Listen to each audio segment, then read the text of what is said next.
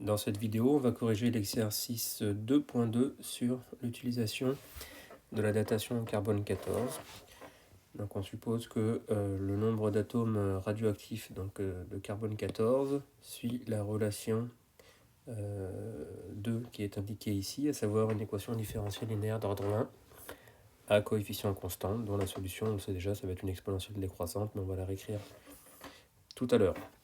Donc le taux de désintégration de l'atome de carbone 14 radioactif doit être proportionnel au nombre d'atomes qu'il y a et à une constante, lambda. Alors on demande d'abord la définition d'un isotope. Donc un isotope, ou deux isotopes, ça veut dire même nombre de protons, mais pas le même nombre de neutrons dans le noyau.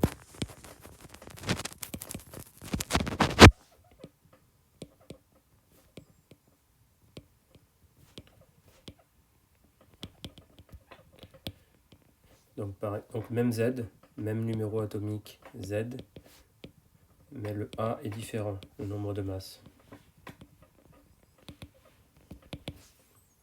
Numéro atomique.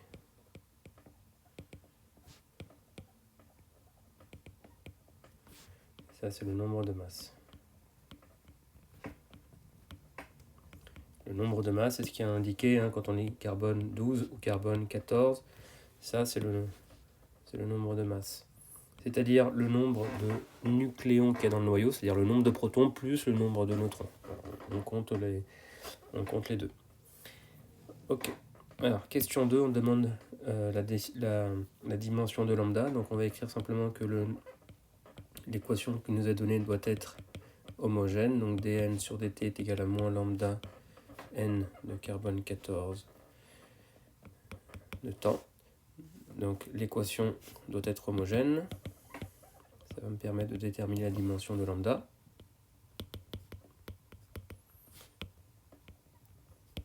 Donc pour que ce soit homogène, je vais écrire que la dimension de dn 14 sur dt doit être égale à la dimension de lambda que multiplie la dimension de n14. N, c'est un nombre d'atomes, donc ça c'est sans dimension, ça veut dire que ça c'est égal à 1. Par ailleurs, la dimension de la dérivée, c'est la dimension de la fonction divisée par la dimension de l'argument par rapport auquel on dérive. Donc c'est, je vais mettre tout de suite là que c'est un temps. Divisé par un temps, parce que le dt c'est une durée. Et ça là, c'est égal à 1. Donc je me retrouve finalement avec 1 sur grand T doit être égal à la dimension de lambda. Donc lambda c'est du T-1. Ok, c'est donc l'inverse d'un temps. Ok, alors ensuite, dans la question 3, sachant qu'à l'instant t égale à 0, la concentration en atome radioactif vaut C0, on demande de déterminer C de t. Donc, par définition, C de t, qu'est-ce que c'est? C'est la concentration en atomes radioactifs, donc ça va être le nombre d'atomes radioactifs, qui dépend du temps, divisé par le nombre total d'atomes de carbone, N0, qui lui est constant, c'était le nombre d'atomes de carbone 12 plus le nombre d'atomes de carbone 14.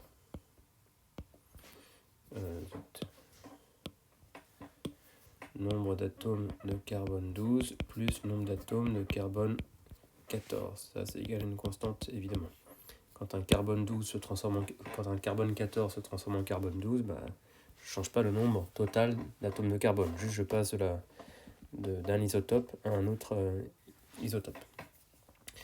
Ok, donc si on veut trouver C de T, il faut donc trouver N14 de T. Donc je sais que dn 14, carbone 14 de T sur dt plus lambda fois le nombre d'atomes de carbone 14 doit être égal à 0. Ça, c'est une équation différentielle linéaire d'ordre 1, coefficient constant homogène. Je connais la solution formelle. n de t, ça doit être égal à une constante exponentielle moins lambda fois t. Hein, j'écris l'équation caractéristique r plus lambda est égal à 0, donc r est égal à moins lambda, c'est pour ça que j'ai moins lambda ici. Ensuite, je dois déterminer la constante. Donc on trouve k avec les conditions initiales. Ici, une condition initiale. Que vaut la condition initiale? On nous dit que la concentration à l'instant t égale à 0 doit être égale à C0. Mais cette concentration à l'instant t égale à 0, ça doit être le nombre d'atomes de carbone 14 à l'instant t égale à 0, divisé par N0. Donc ça me dit quoi? Ça me dit que le nombre d'atomes de carbone 14 à l'instant t égale à 0 doit être égal à N0 fois C0. Or, d'après ma solution qui est ici,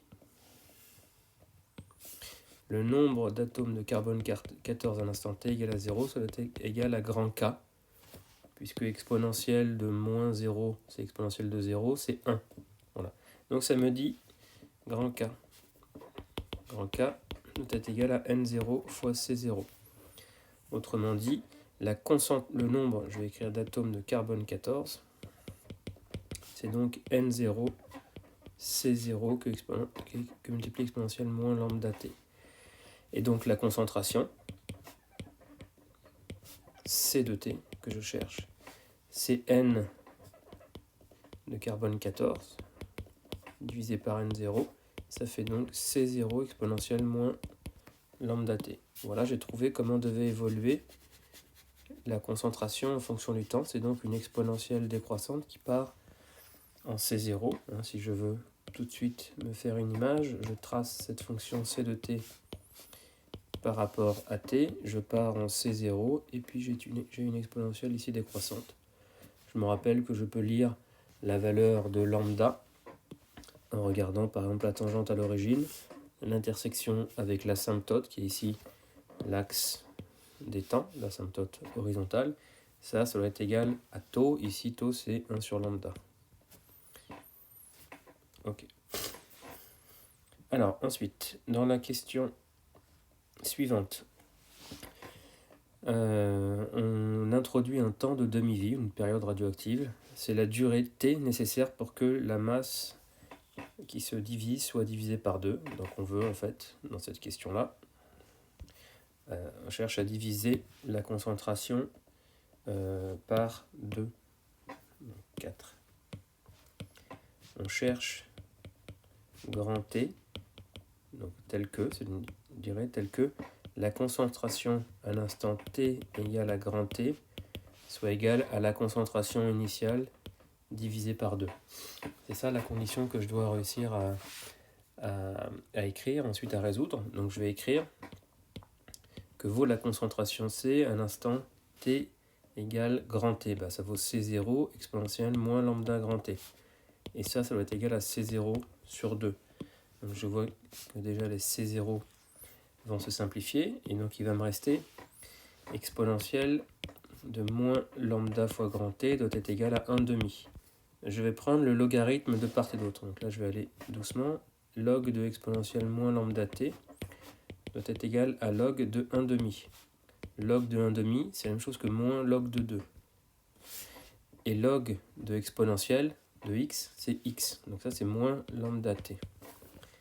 Donc je me retrouve avec moins lambda t est égal à moins log de 2. Donc les moins et les moins, ça va faire un plus. Et je tire la valeur de grand T. Grand T, c'est log de 2 sur lambda. Donc on savait que lambda était homogène à 1 sur un temps. Donc là on voit que c'est bien homogène. 1 sur lambda c'est donc un temps. Et la relation entre t et lambda, c'est pas t égale 1 sur lambda, mais c'est t égale 1 sur lambda fois log de 2. Donc il y a ce petit log de 2 qui intervient dans notre expression. Donc le 2 il vient du fait qu'on a cherché à diviser par 2 la concentration pour avoir un temps de demi-vie, la moitié. Alors ensuite, on veut faire une application numérique. Donc on va faire l'application numérique dans la question 5 grand T si vous remplacez par lambda, donc on vous donne grand T égale 5568 ans. Donc il faut mettre cette durée en secondes et vous tirez que lambda c'est ln de 2 sur grand T. Si vous faites l'application numérique, vous allez trouver à peu près 4 10-12 secondes moins 1. Il faut bien mettre la durée ici, 5568 en secondes. Donc je multiplie par 365,25 puis par 86 400 pour avoir le temps en secondes. Je fais 1 sur ça, je multiplie par log de 2, je trouve 4 10-12. Ok. Alors, ensuite, on va faire une application numérique. On suppose qu'on a trouvé les ossements d'un homme et qu'on mesure une concentration en carbone 14 qui vaut 0,0021% de la proportion qui est habituellement contenue dans un être vivant. Donc, il faut réussir à traduire ce que nous dit l'énoncé. L'énoncé nous dit que finalement le C de T que je mesure, on nous dit que c'est 0,0021% de ce qu'on mesure normalement sur un être vivant, c'est-à-dire fois C0. La concentration qu'il y avait initialement quand il était encore vivant à l'instant T égale à 0. Instant de la mort de l'homme préhistorique.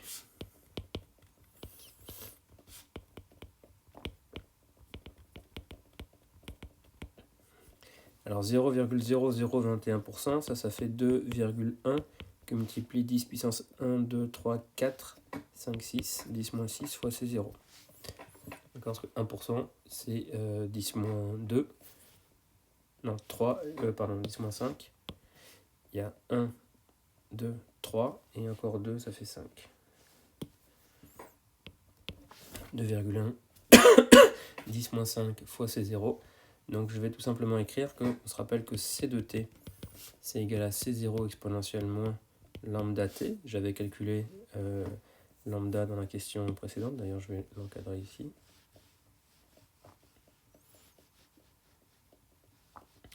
Et donc du coup, je vais pouvoir manipuler cette équation pour trouver T. Donc ce que je vais faire, c'est que je vais faire C de T sur C0, c'est exponentielle moins lambda T. Et je vais prendre le log de part et d'autre. Log de exponentielle moins lambda T, c'est le log de C de T sur C0. Ça, on a déjà vu tout à l'heure, ça vaut moins lambda fois T. Donc j'en déduis que l'âge, T, ici ça va être l'âge, c'est moins 1 sur lambda que multiplie log de C de T sur C0. Ici, ça va donc représenter l'âge, puisque T égale à 0, c'est la mort. Et une fois que le temps va évoluer, C de T va diminuer. Le log ici, c'est le log de C de T sur C0, mais C de T sur C0, c'est plus petit que 1, parce que C de T ne fait que décroître. Donc le log va être négatif, avec le moins qui est là, ça fait bien un âge qui sera positif. Donc à partir de là, je peux faire l'application numérique, en disant que C de T sur C0, c'est 2,1 10-5. Donc ça, c'est en fait 2,1 fois 10 puissance moins 5 d'après ce qu'on a montré juste avant. Donc l'application numérique va finalement me donner T égale à environ 2,7 10 puissance 12 secondes. Si je mets ça en année, ça fait environ 86 000 ans. Donc c'est un homme préhistorique plutôt assez récent. Donc probablement Homo sapiens ou Néandertal. Voilà.